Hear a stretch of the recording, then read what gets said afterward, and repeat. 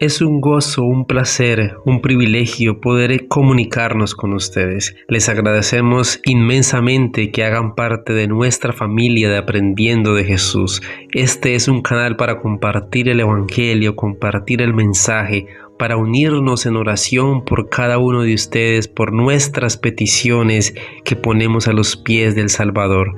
Por eso les invitamos a que nos dejen sus comentarios, sus peticiones de oración, que estaremos atentos a leerles y a poder unirnos en una maravillosa oración.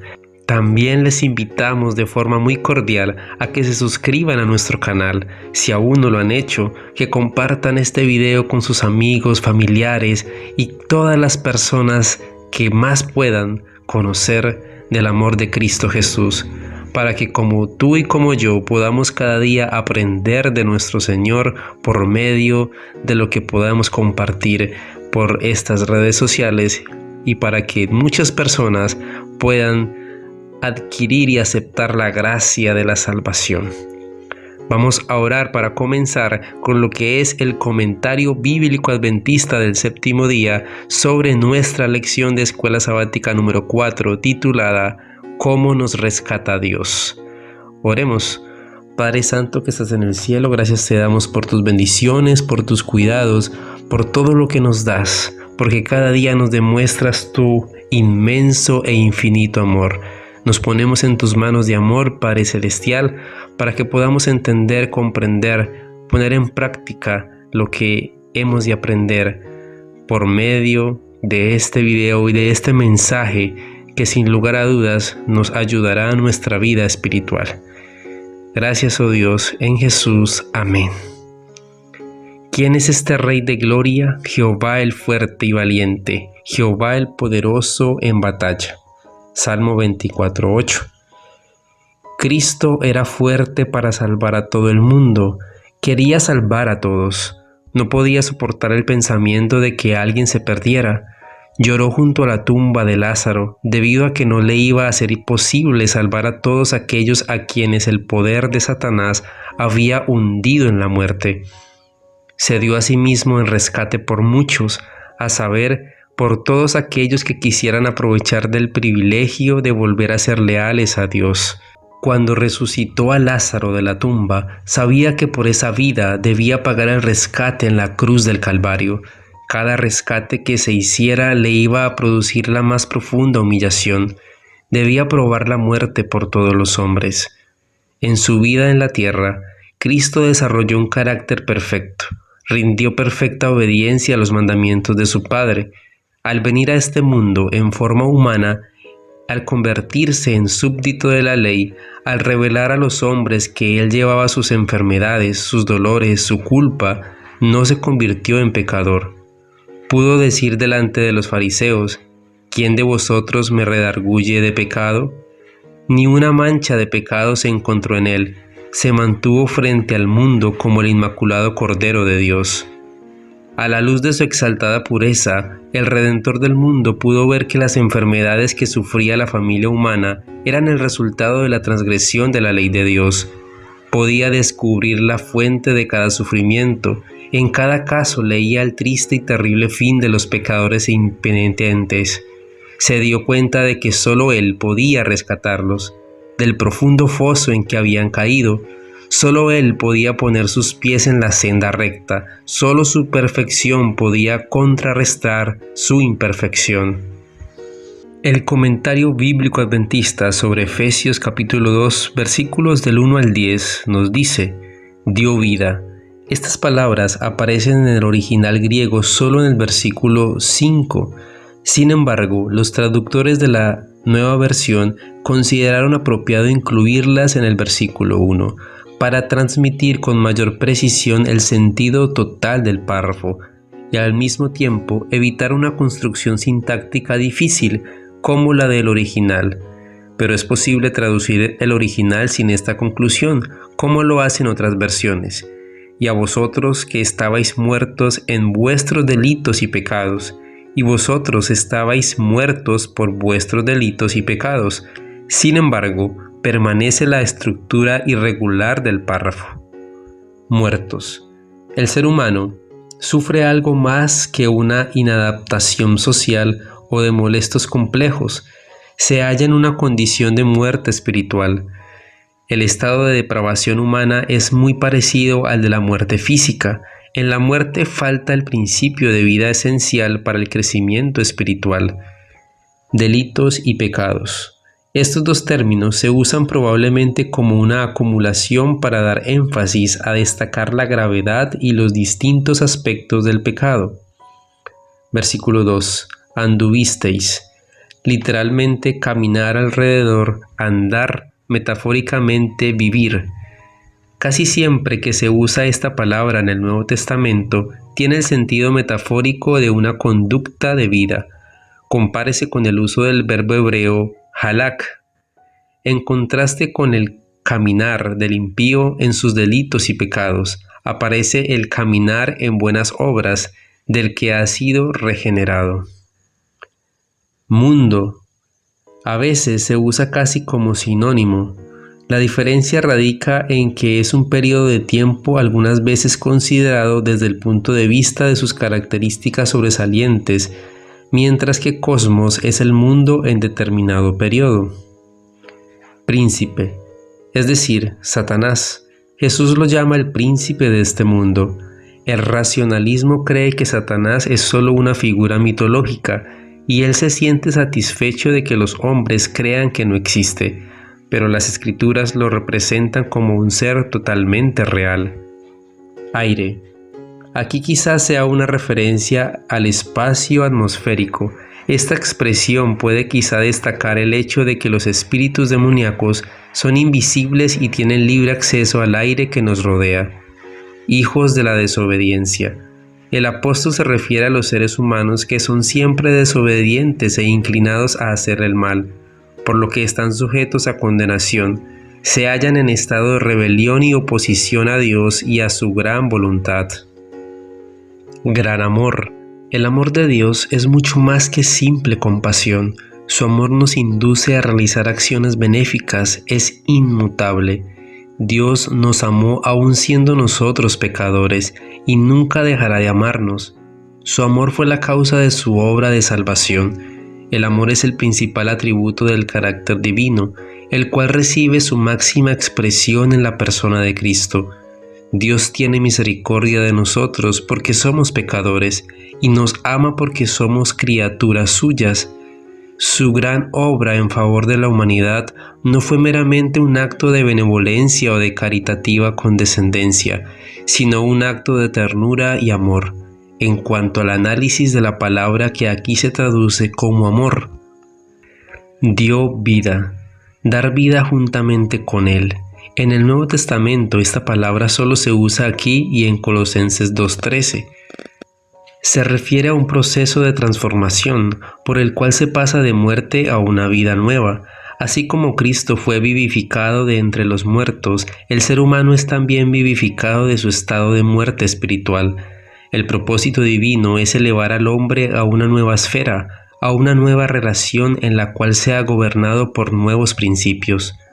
Juntamente con Cristo, somos crucificados en Él, morimos con Él, somos resucitados con Él, vivimos en Él, reinamos con Él, somos coherederos con Él, sufrimos con Él y compartimos su gloria. La salvación se alcanza no por medio de instrucción o normas morales, sino cuando el creyente por la fe recibe la vigorizante vida que fluye de Cristo. Por gracia sois salvos. El tema de la salvación por medio de la gracia es de vital importancia para el apóstol, y para destacar el maravilloso acto salvador de Dios, coloca este pensamiento a manera de paréntesis. La flexión del verbo indica una acción hecha en el pasado, cuyos resultados continúan en el presente. Hay tres aspectos de la salvación: pasado, presente y futuro. Cristo está en el cielo sentado a la diestra de Dios, y al aceptarlo como nuestro gran representante podemos, en sentido espiritual, estar también allí compartiendo su trono. Los que ven a Cristo sentado a la diestra de Dios pueden vivir en la atmósfera del cielo mientras están aquí en la tierra. Los creyentes ahora pertenecen al mundo celestial porque la entrada de Cristo en las cortes celestiales fue una garantía de la entrada en el cielo de todos los que acepten la salvación. La vida espiritual en la tierra llega a ser de esta manera un anticipo de la celestial. Cristo está con nosotros por medio de su Espíritu Santo y nos considera como si ya viviéramos con Él. Versículo 8. Por gracia, por medio de la fe. Es decir, gracia de parte de Dios y fe de parte del hombre. La fe acepta la dádiva divina. Somos salvos cuando confiamos en Cristo y nos entregamos completamente a Él. La fe no es la causa de nuestra salvación, sino solo el medio. En cuanto al concepto de gracia, acerca de la relación entre fe y salvación. Creados en Cristo Jesús. El hombre no puede producir por sí mismo buenas obras. Es necesario que antes sea recreado espiritualmente por Cristo para que pueda producir las buenas obras, las cuales hará de acuerdo con la voluntad de Dios. El privilegio y el deber de testificar acerca del propósito divino mediante las buenas obras llega a ser posible debido al cambio que Cristo efectúa en la voluntad, los afectos y los propósitos. Preparó de antemano o constituyó anticipadamente. Dios dispuso antes de la creación que los salvos por la gracia divina debían fructificar mediante buenas obras como un testimonio de esa salvación gratuita.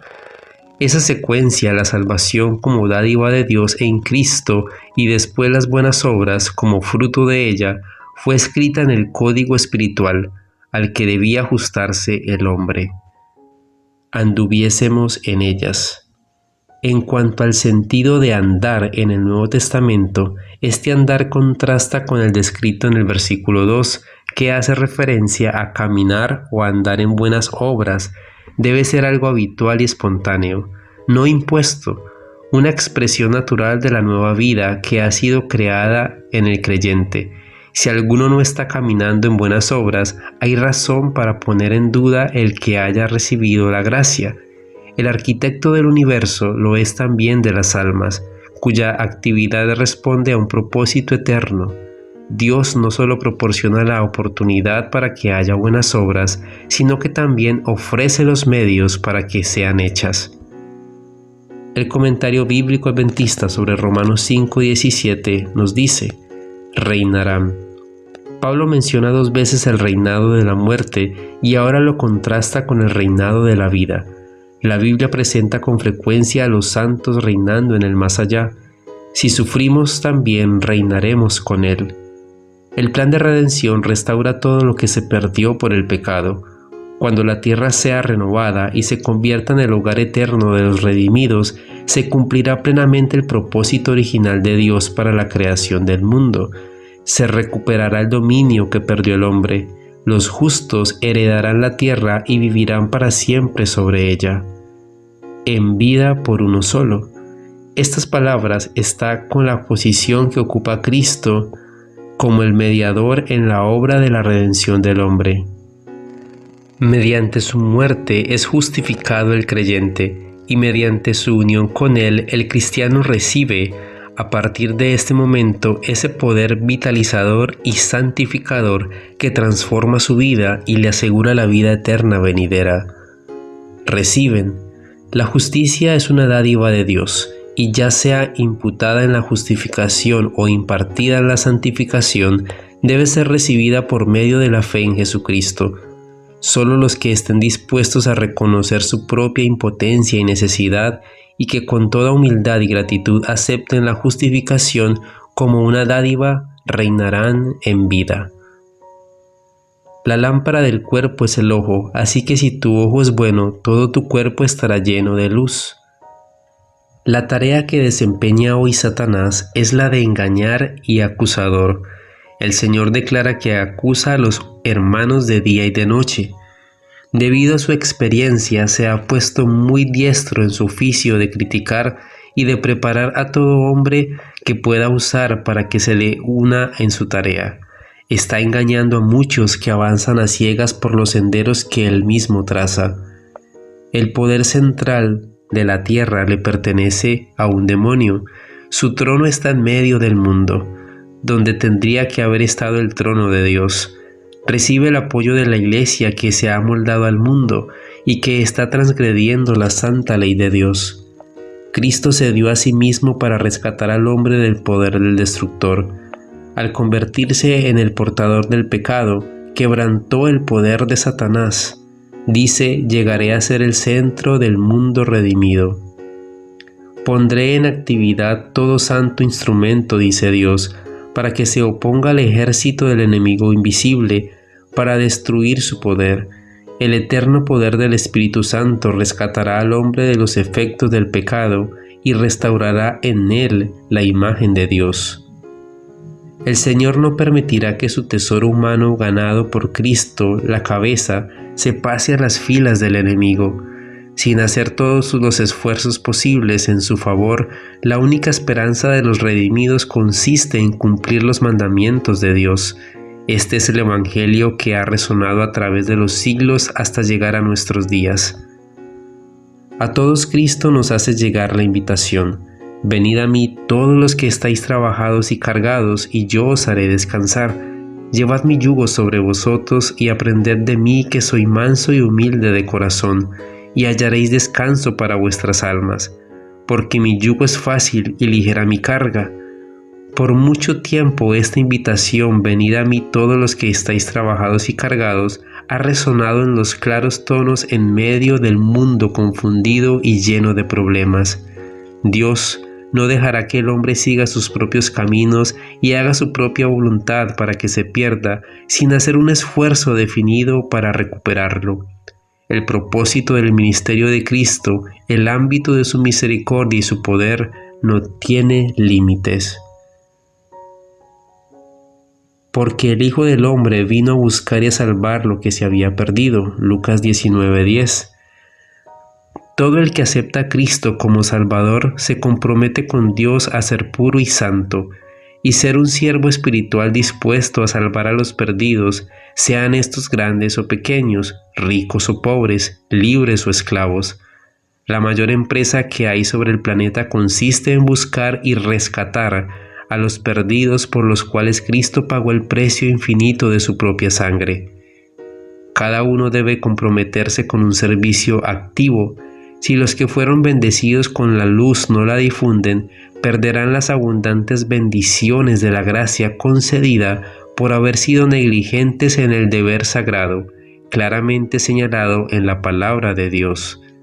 En la medida que los infieles pierdan luminosidad, su propio ser se expondrá al peligro. Entonces las personas por las cuales deberían haber sido una luz dejarán de hacer la obra que Dios había determinado realizar a través del instrumento humano. Por eso, al no ser vistas, esas ovejas no son traídas de vuelta al redil. Como agente humano, Dios depende de usted para hacer lo mejor que está a su alcance, de acuerdo con sus talentos que Él mismo desea multiplicar. Si los instrumentos humanos estuvieran dispuestos a cooperar con las inteligencias divinas, centenares de personas serían rescatadas. El Espíritu Santo quiere conceder a sus servidores consagrados una vislumbre de Jesús, quien desea fortalecerles para que puedan hacer frente a cada conflicto, y también elevarlos y sostenerlos para darles mayores victorias. Cuando 2 o 3 se unen para ponerse de acuerdo y después elevan sus peticiones, cuentan con la siguiente promesa: y yo os digo, pedid y se os dará, buscad y hallaréis, llamad y se os abrirá, porque todo aquel que pide recibe, y el que busca halla, y al que llama se le abrirá.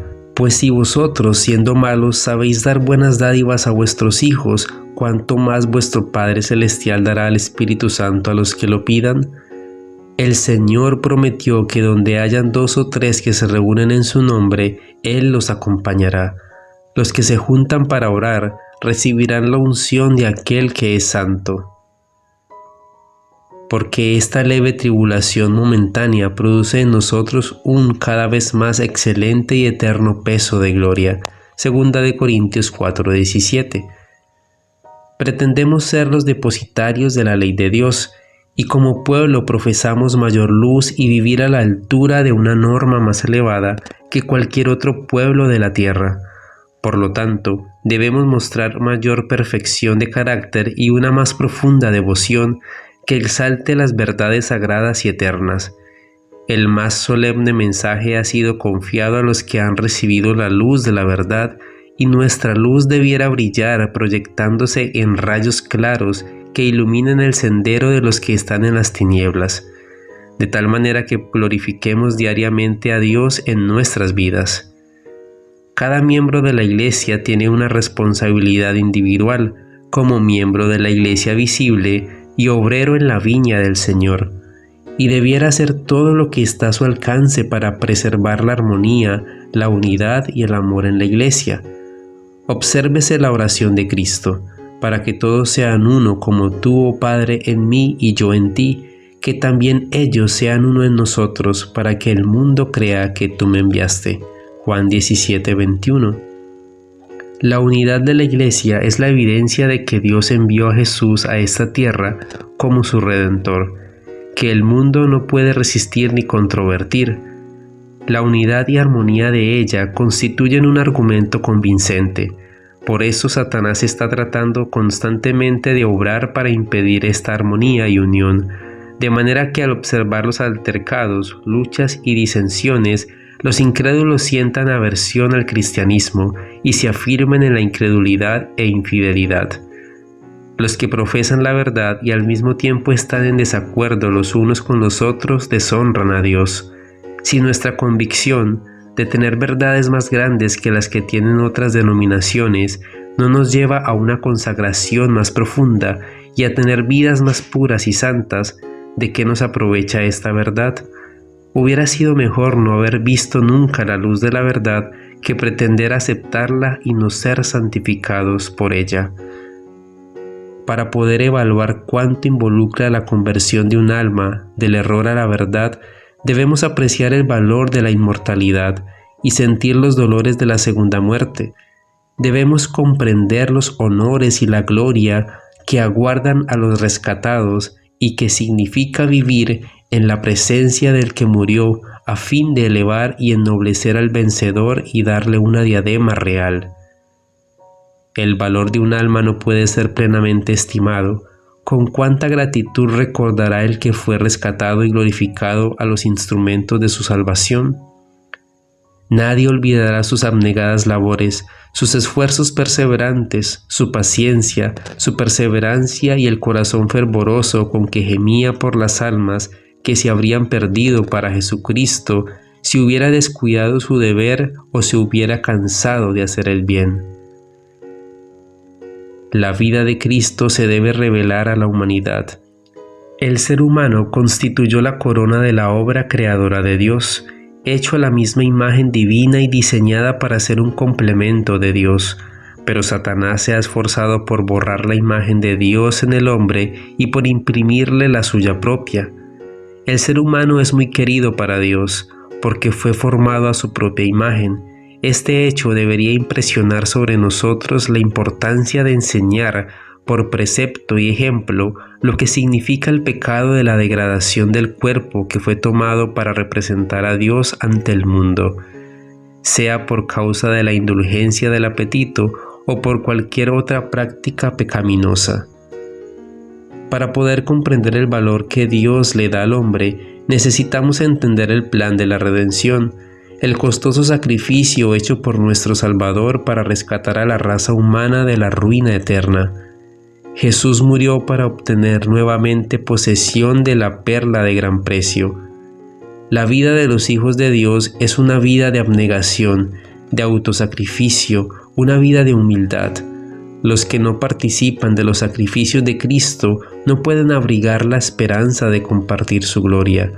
Hemos de ser juzgados de acuerdo con la manera en que utilizamos el conocimiento de la verdad que nos ha sido presentado. El Señor dio a su Hijo unigénito para rescatarnos del pecado. Nosotros somos hechura suya, somos sus representantes en el mundo, y Él espera que revelemos el verdadero valor del hombre mediante la pureza de nuestra vida y los esfuerzos fervientes que realicemos para recuperar la perla de gran precio. Nuestro carácter debe ser moldeado de acuerdo con la similitud divina y se debe reformar mediante la fe que obra por el amor y purifica el alma. La gracia de Dios embellecerá, ennoblecerá y santificará el carácter. El siervo del Señor que trabaje con inteligencia tendrá éxito. Nuestro Salvador dijo: las obras que yo hago, Él las hará también, y aún mayores hará, porque yo voy al Padre. Juan 14:12. ¿Cuáles son estas obras mayores? Si nuestros labios han sido tocados con el carbón encendido del altar, revelaremos al mundo el amor maravilloso que Dios ha manifestado al dar a Jesús, su Hijo unigénito, al mundo, para que todo aquel que en Él cree no se pierda, mas tenga vida eterna. El misterio de la encarnación de Cristo, el relato de sus sufrimientos, crucifixión, resurrección y ascensión, revelan a toda la humanidad el maravilloso amor de Dios. Esto le imparte poder a la verdad. Los atributos de Dios fueron dados a conocer mediante la vida y las obras de Cristo. Él fue el representante del carácter divino. La creación de Dios no es sino un depósito de recursos dispuestos para que Él los emplee instantáneamente a su voluntad. Padre Santo que estás en el cielo, oh Dios, deseamos en este momento dejarnos guiar por tu presencia, por tu voluntad y por tu poder. Nos ponemos en tus manos, Señor, aunque nos alejamos constantemente de tu presencia. Mediante esto que hemos aprendido, hoy nuestro principal objetivo es iniciar ese proceso con el cual podamos entregar nuestras vidas por completo a ti. Nos has rescatado, has hecho todo por nosotros y por nuestra vida para que podamos acceder a la salvación, a la gracia de la salvación. Hoy la aceptamos, oh Dios, y necesitamos estar cerca de ti. En Jesús. Amén.